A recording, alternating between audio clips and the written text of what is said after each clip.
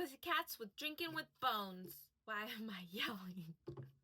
Today we're doing Carolina Gold, a heritage rice lager. Give it a crack. Sounded right?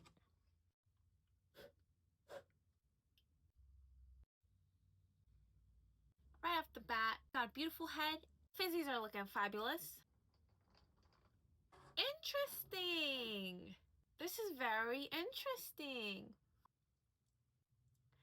This has a very particular taste about it. Taste clean. Can a beer taste clean?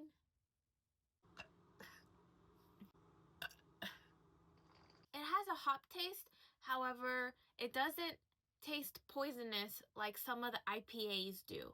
It tastes like a single dry hop at the end with no poisonous aftertaste. Yeah. Sunshine in a bottle, I would say.